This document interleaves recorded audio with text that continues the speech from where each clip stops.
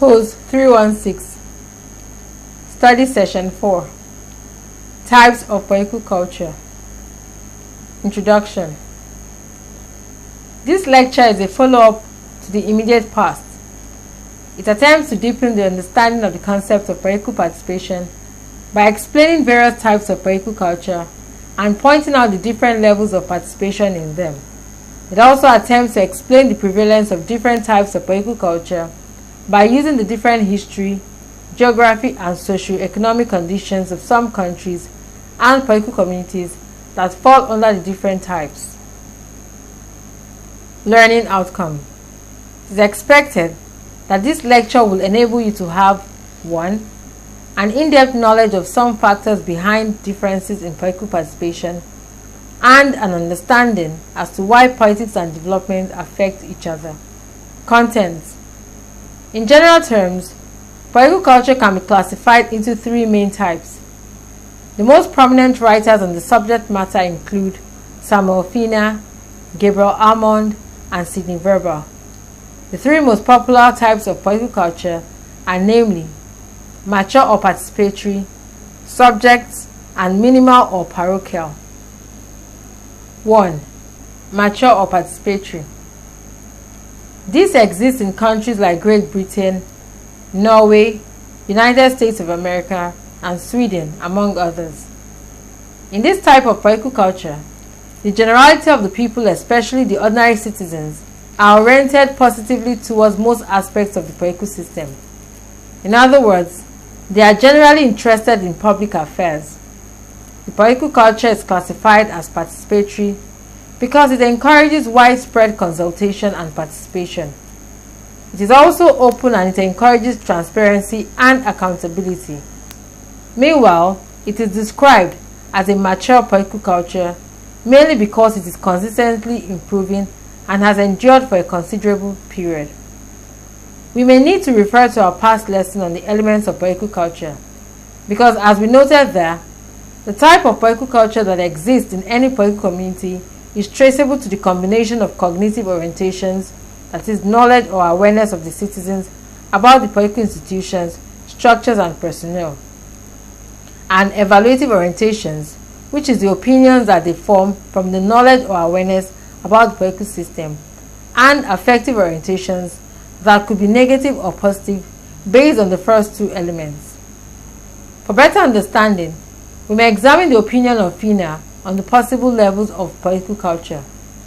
According to him, the level of political culture is high when the political formula, that is, the procedures and methods by which rulers claim the right to govern, are generally well accepted. In simple terms, this is talking about legitimacy, which determines how closely people relate with their political system. For instance, in most mature or participatory political culture, the level of legitimacy is high because majority of the citizens identify with the system. Meanwhile, the criteria for assessing the level of political culture include the following. A. Degree of public approval for the procedures of transferring power from one government to the other. That is, do people embrace the procedures by voting consensuously or reject it by abstaining from voting? B. Degree of public recognition as to who or what comprises the sovereign authority. That is it the political head, as in dictatorship, that often do not attract significant support, or the representatives of the people who hold sovereignty in trust for the electorate in form of the mandate which the latter give to them, and therefore endear the leaders to the led, as in most democracies? C. Degree of public involvement in politics and in organizations like the religious centers, trade unions, and community development associations, among several others that are generally classified as non-governmental organizations or civil society organizations or even political parties.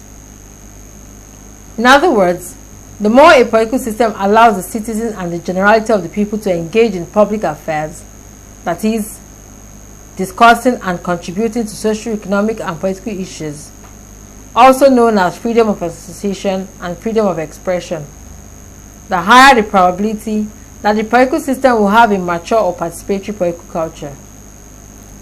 Subjects. As the name suggests, this type of political culture is passive and less participatory. It exists in countries where the citizen is expected to have a passive or docile relationship with the political system. As in most theocracies, government based on religious dictates, e.g. Saudi Arabia, Iran, the Vatican, etc., wherein the religious heads also doubles as the political head in most cases. Some dictatorial or authoritarian systems also fall under this classification, e.g. Spain under General Franco. In summary, unlike under the participatory political culture, where there is wide consultation and people are generally encouraged to participate in public affairs, there is insignificant or negligible participation by the ordinary citizens under a subject political culture. Minimal or parochial. This is the lowest among the popular levels of political culture. Here, the average individual hardly relates himself to politics and is generally unaware of its existence. This type of political culture is commonly found in parts of Latin America, Africa, and Asia, possibly to contemporary times. In simple terms, rather than being encouraged, the individual is actually discouraged from engaging in public affairs in a minimal or parochial political culture. Meanwhile, in some countries or political systems, a combination of two or all of the above types of political culture may be in existence. For example, the former Soviet Union, now Russia, is often described as a participatory subject political culture. This was particularly so under the old communist system. For further clarifications, I would like us to examine some key factors which determine political culture. These include history, geography, socioeconomic structure, political traditions, and customs. History. To start with, we must know that history as a determinant factor of political culture may be examined from the point of view of the length of time. For example, during which a particular practice will be sustained because it has endured for a long time, or may derail because it is still young and probably immature. This is largely because experiences and events in the past have ways of affecting the present. For example, in Britain, in the United Kingdom, the comparatively peaceful transition from feudalism through an autocratic monarchy to democracy was never marked by a violent revolution apart from the Civil War of 1642 to 1645. This most probably accounts for the peaceful and generally conservative nature of politics and the activity of most political parties in the country. Essentially, this type of sustained peace, which has endured for more than 300 years, can be useful in forecasting that a violent political change is most unlikely in Britain. In contrast, the successive French Revolution of 1789, 1830, and 1849 resulted in political divisions which have continued to be an unsettling influence in French politics to the present day.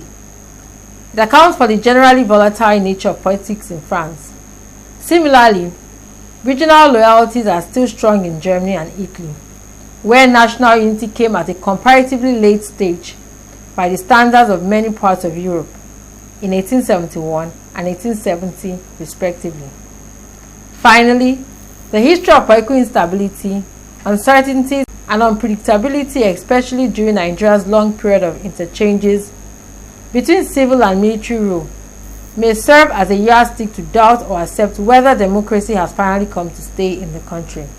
This is in spite of Nigeria's unprecedented achievements of democratization. Instances of such feelings of apprehension about the probability of democratic consolidation and enduring democracy or degeneration and relapse abound in several other parts of Africa and the less developed world in general. Geography. In another dimension, climatic conditions, terrains, topography, availability of resources for industry or agriculture, land mass or size, and access to the sea, among other factors, can also influence a country's culture.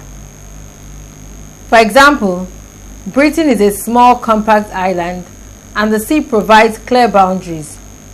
In a way, this may mean that there is a limited probability of aggression or invasion from its immediate neighbors. Thus, Britain as a country or political system may not have a combatant or combative culture. On another note, effective governance is assisted by the nature of its terrain, which has also helped in development of speedy communications in contrast to most Scandinavian countries. Also, its compact nature has also helped in the development of national rather than local interest, in contrast to the United States of America, for instance. While its size and homogeneous nature, for instance, also make Britain adaptable to the unitary system of government, the diverse nature of the United States, which sometimes can even be seen in the peculiarities of the constituent states, that makes federalism the best option for the United States of America. Socioeconomic structure. The culture of any society, country, or political system is also partly a function of the economy. Take, for example, a mainly urban and industrialized society tends to have higher educational standards than a rural one, and there tends to be a wider participation in the political process. Essentially, this is because awareness and consciousness are often higher in such places. It should, for instance, be noted that with access to information and communication technology, ICT, and such other multimedia equipment, the average resident of Tokyo, Japan, is likely to be more involved in public affairs than a resident of Moniya, Oyo State, Nigeria. While in the former, higher socioeconomic status, SES, boosts awareness and ultimately participation. It is the other way around in the latter. Political traditions and customs. Traditions and customs are partly historical.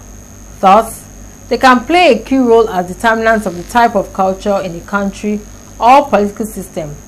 Such important traditions include symbols, music, national holidays, festivals, and ceremonies.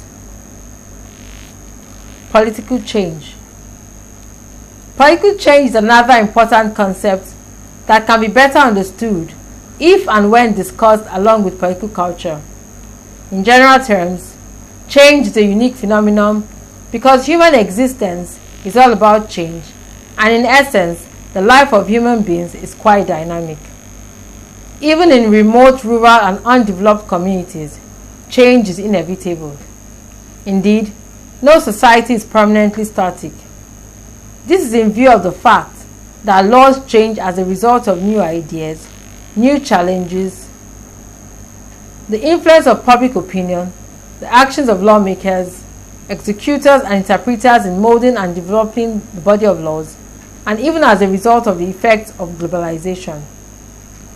Quite importantly, the symbiotic or mutually reinforcing relationship between the citizens of a particular country and their government can be described as a two-way process of communication of ideas, in which one either influences the other or it is influenced.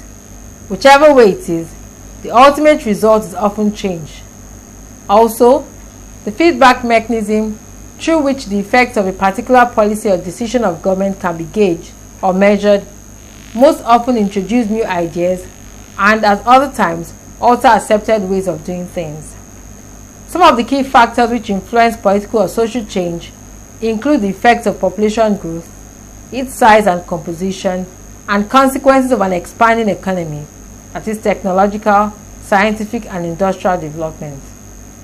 In more concrete terms, the increasing application of the information and communication technology, ICT, devices like the internet, facilities, social media like Facebook, email, YouTube, Twitter, and so on, enhance the revolution across the Arab world, such as Tunisia, Algeria, Egypt, Libya, Syria, and Yemen, in the early part of the 21st century, starting from 2010 and still ongoing as of 2015.